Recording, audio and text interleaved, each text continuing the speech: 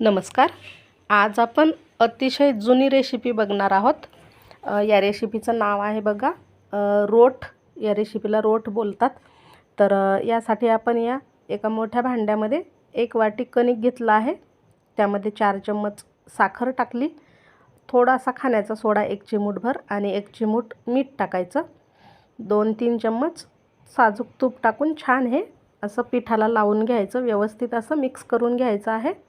आणि नंतर ताकाने आपण जे कणिक आहे ते भिजवून घेणार आहोत. तुमच्याकडे ताक नसेल तर दह्यामध्ये थोडंसं पाणी टाकून फिरवून घ्यायचं, म्हणजे मिक्स करून घ्यायचं आणि त्याने हे पीठ घट्टसर मळून घ्यायचं आहे. 10 मिनटं झाकून ठेवा आणि नंतर याचे रोट बनवायला घ्या. तर 10 मिनटाच्या नंतर बघा छान पीठ मुरलेलं आहे.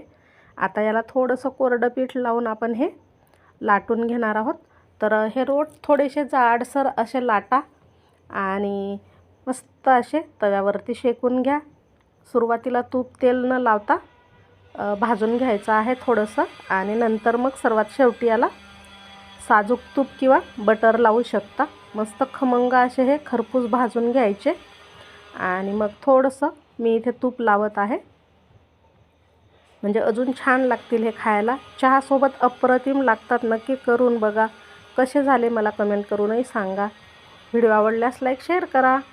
तर इथे मी हे बाकीचे सुद्धा रोट जे आहेत ते लाटून घेतले आहेत.